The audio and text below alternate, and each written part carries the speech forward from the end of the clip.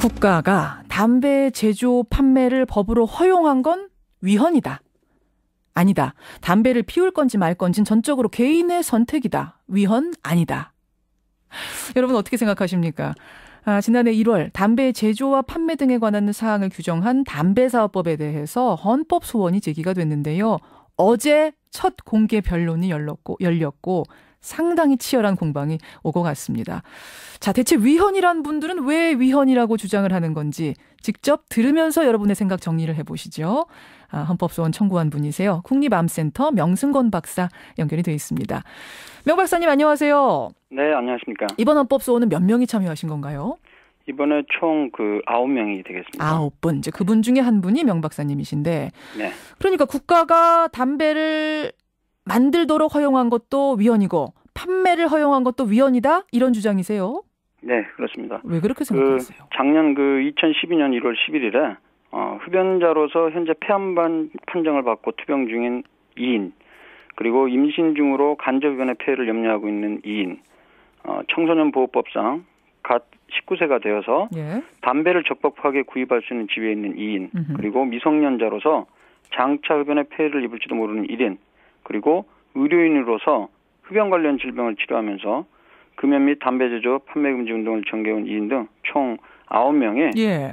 국가가 인체 유해 물질인 담배를 제조하고 판매하는 근거를 마련하고 이를 보장하고 있는 담배 사업법, 이것을 보장하는 것은 예. 헌법상에 명시된 기본권을 침해하게 되어 이 사건에 대해 헌법소원을 청구하게 됐습니다. 어떤 기본권이요?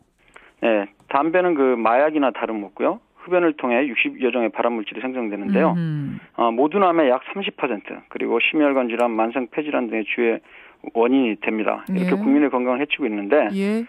국가는 국민의 재산과 생명을 보호해야 할 책임이 있음에도 불구하고 담배 사업법을 통해 담배 유통을 보장함으로써 헌법상에 보장된 보건권, 그리고 생명권, 행복 추구권, 거기에 해당이 그리고 된다. 인간다운 생활을 권리를 침해하기 때문에 위헌 소송을 제기한 것입니다. 그러니까 위험한 건지를 뻔히 알면서도 판매하도록 하는 거는 국민의 생명권, 행복 추구권 이런 것에 대한 침해다. 네, 그렇습니다. 그런데 어제 이제 공개 변론이 열린 걸 쭉 보니까요. 오늘 반대편이 안 나오셨으니까 제가 대신 좀 반론을 하자면 기재부가 어제 반대편이었던 거죠. 네. 정부 기재부. 맞습니다. 인류의 오랜 기호식품인 담배를 전면 금지하는 건 인간의 존엄성을 침해하는 거다. 흡연의 자유를 인정하지 않으면 그건 전체주의 사회나 다름없다. 이렇게 반론하시던데요. 네. 지금까지 많은 사람들이 담배에 대해서 기호품으로 인식을 해오고 있는데요. 이젠 그렇지가 않습니다. 의학적으로 담배는 마약이나 다름없고요. 담배 연기에는 60여 종 이상의 발암물질이 들어있습니다. 담배는 마약이다. 근데 그 부분에 대해서도 어제 마약같이 중독성 없다. 이렇게 반론을 하던데요. 그건 전혀 의학적인 부분을 모르고 하는 소리 같습니다. 왜냐하면 지금 우리 마약류 중에 이제 또 대마초나 필로폰 이런 것보다 훨씬 중독성이 강합니다. 예. 마약이라는 건 이제 중독성이 중요하지 않겠습니까? 그렇죠. 예를 들어서 우리 담배 같은 경우에는 하루에 보통 15개비에서 20개비 정도를 피우게 됩니다. 흡연자의 경우. 예. 자, 담배 한 개비를 피우고 나서 금단 증상 때문에 신체적 의존 때문에 1시간 이내에 다시 한번 담배를 물게 되죠. 그래서 하루에도 10여 차례 이상은 피울 수밖에 없는 상황입니다. 그러나 대마초나 다른 마약의 경우는요. 예. 이렇게 1시간마다 그런 금단 증상이 일어나 그러지는 않습니다. 그런 의미에서 중독성에 있어서는 정신의학계에서 마찬가지고 예. 중독성은 가장 강한 것으로 인식이 되고 있습니다. 이런 얘기를 해요. 금연한 사람들 조사해 보면 90%는 자발적인 의지로 금연에 성공했다. 마약은 그렇게가 안 된다. 자발적으로 끊어지지가 않는다. 금연에서 마약과 담배는 다르다. 이렇게 얘기를 하더라고요. 예, 그럼 통계에 대해서 전혀 무지한 발언이라고 생각을 하는데요. 일반적으로 흡연자들 중에 예? 자신의 의지로 금연을 시도하라고 했을 때 6개월이나 1년 후에 시도에 성공한 사람, 그러니까 금연에 성공한 사람은 3 내지 5%에 지나지 않습니다.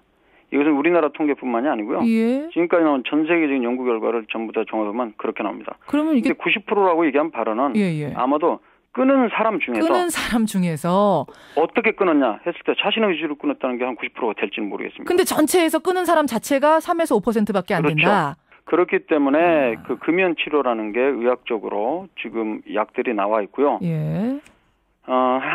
지금 뭐 우리 니코틴 패치나 껌 같은 게 있지 않습니까? 붙이는 거요. 예. 네, 붙이는 거 이제 껌 거. 이런 게 니코틴 대체요법이라고 그러는데 이 성공률이요. 중장기 성공률이 15%를 넘지 않습니다. 그거 붙여도 그거밖에 안 돼요? 성공률이? 네, 그렇습니다. 그러나 그거보다 이제 좀 더 성공률이 높은 게 6년 전에 나온 그 신약인데요. 그 약은 한 30%까지 나옵니다. 알겠습니다. 굉장히 높죠. 마약 그럼에도 불구하고 70%는 끊기가 정말 어렵습니다. 그 부분 중독성 부분 지금 설명을 하셨고 다시 얘기를 좀 앞으로 돌려서요. 이제 가장 이 얘기가 나올 때 첫 번째로 꼽는 반론이 선택의 자유. 인간에게는 개인 선택의 자유가 있는데 왜 그걸 침해하느냐. 충분히 유해한 거 알면서도 피겠다고 나는 선택할 수 있다. 뭐라고 답하시겠어요? 이거는 담배 자체를 법적으로도 보호해주고 유통을 시키기 때문에 그런 선택은 있을 수 있겠죠. 예를 들어서 마약 같은 경우에도 우리가 법적으로도 유통을 허락하게 하면 그건 피울 수 있게 선택권을 주는 거죠. 그러니까 마약처럼 아예 금지를 해버리면 된다. 그렇죠. 그런 의미죠. 저희가 지금 얘기하는 게. 왜냐하면 어떤 마약보다도 중독성이 강한 데다가 문제는 중독성뿐만이 아니고요. 각종 질병의 가장 중요한 원인으로 이미 다 알려져 있다는 것이죠. 지금 마약을 국가가 합법적으로 판매하지 않는 것처럼 담배도 이거를 합법적으로 판매해서는 안 된다. 네, 그런데 이제 사실 그 배경을 간단하게 말씀드리면 사실 담배라는 게 전 세계적으로 많이 알려지게 된 거는 한 400~500년 됐는데요. 그 유해성, 즉 건강에 해롭다 이렇게 알려진 거는 사실 1960년대 이후입니다. 담배 산업은 1930년대 굉장히 발전했죠. 이미 그때 발전했죠. 그렇지만 그 당시만 하더라도 의학적으로 예를 들어서 담배를 피우면 폐암이 생기는지 이런 부분이 별로 입증이 안 된 상태예요. 그런 상태에서 지금 너무 어마어마하게 담배 산업은 커졌고요.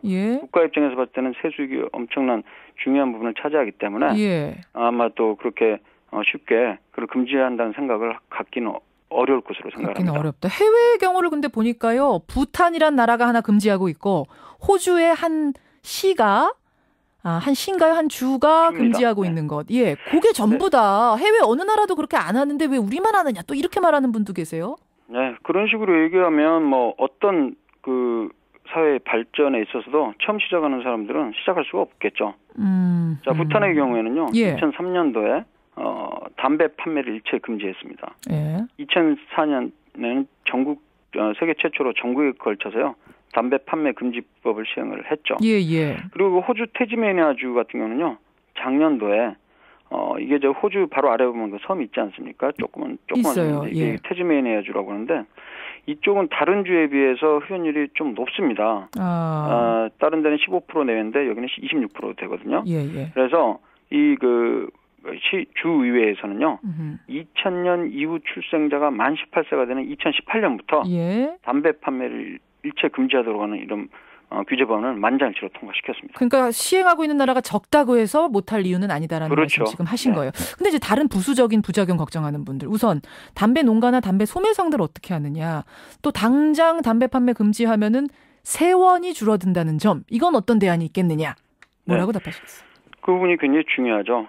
지금 사실 이게 결정이 된다 하더라도 바로 담배를 팔지 못하거나 이렇게 하기는 어려울 것으로 생각합니다. 그래서 최소한 10년 정도는 유예 기간을 두고요. 그 담배 대체 세원 개발 그리고 뭐 담배 제조회사나 관련 종사자 소득 보전 방안, 예변초 생산 농가에 대한 대책, 밀수나 통상 마찰 대응 방안 이런 계획들을 10년 동안 시행하고요. 지금 흡연 인구가 사실 한 25% 내외 됩니다. 여성의 경우는 뭐 5% 미만이고 남성이 이제 40%가 좀 넘는데요. 이 흡연자들이 금연할 수 있도록 국가가 지원을 해줘야 됩니다. 지원해주는 담배 끊는 약도 그 돈을 지원을 해주고요. 그리고 10년 동안 흡연율을 최소화시킨 다음에 그 법은 시행돼야 될 것 같습니다. 알겠습니다. 단계적으로 시행하자. 지금 시간 얼마 안 남았습니다. 명 박사님, 이거 위헌 판결 자신하세요? 중간 정도로 저는 생각을 하고 있습니다. 중간 정도로. 사실 그 의료비 손실이란 게 국가가 이 담배 판매하는 것으로서 세수입이 1년에 한 7조가 좀 넘습니다. 그런데 흡연으로 인한 사회 경제 손실은 9조 이상까지도 추산을 하고 있습니다. 국가는 손해보는 장사를 하고 있습니다. 이런 장사 할 이유가 전혀 없다고 생각을 하고요. 알겠습니다. 네. 들으시면서. 그리고 재판부에서도 예. 전례가 없다는 이유로 위헌 결정을 펴서는 안 된다고 생각하고요. 예. 전 세계적으로도 앞으로 30년 후에는 분명히 담배 없는 사회가 올 수 있을 거를 생각하고 이것을 선도할 수 있는 선례를 모범 사례를 남겼으면 좋겠습니다. 예, 여러분의 판단은 어떠신가요? 명승호 박사님 고맙습니다. 네.